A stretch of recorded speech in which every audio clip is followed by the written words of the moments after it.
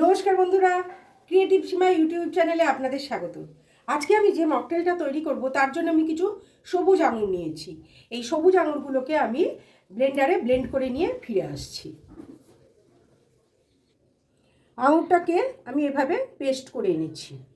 এতে কিন্তু আমি জল দিইনি।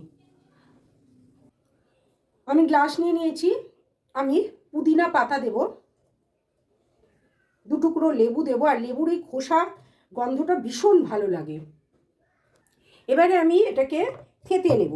থেতে নিলে পুদিনা পাতার গন্ধ একটু বেরোবে, লেবুর খোসার গন্ধটা বেরোবে।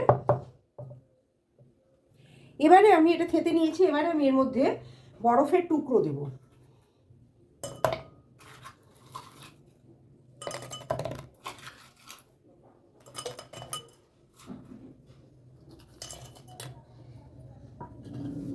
এবারে আমি এই আঙুরের পাল্পটা দিয়ে দেব,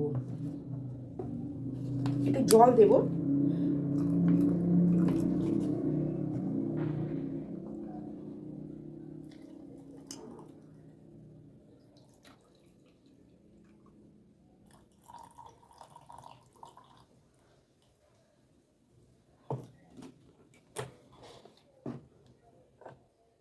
সুগার সিরাপ দেব।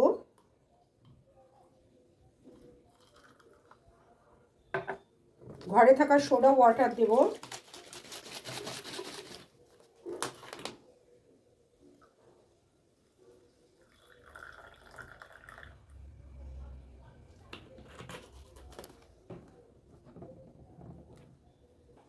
একটু কেনা অরেঞ্জ জুস দেব।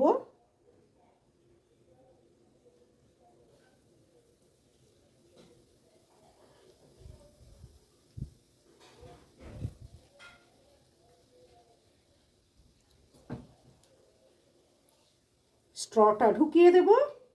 ওপর থেকে একটু পুদিনা পাতা দিয়ে দেবো। ব্যাস তৈরি হয়ে গেল আমার ঝটপট তৈরি একটা মকটেল। বাড়িতে লোক এসেছে, আপনি এরকম ঘরে আপনাদের সবসময় কিছু না কিছু ফল থাকে, সেই ফল দিয়ে একটু ফলের রস বাজার চলতি কিনে রেখে দিলে ঝটপট একটা এরকম ঠান্ডার দিনে মকটেল বানিয়ে দেবেন, আর অতিথিরা একদম খুশ হয়ে যাবে। ভালো থাকবেন, সুস্থ থাকবেন, আনন্দে থাকবেন, আর মন প্রাণ খুলে হাসতে থাকবেন। আর অবশ্যই আমার এই মকটেলটা আজকে কেমন লাগছে, কেমন কালারফুল হয়েছে, তৈরি করে খেয়ে দেখবেন আর আমাকে জানাবেন। আজ তাহলে চলি।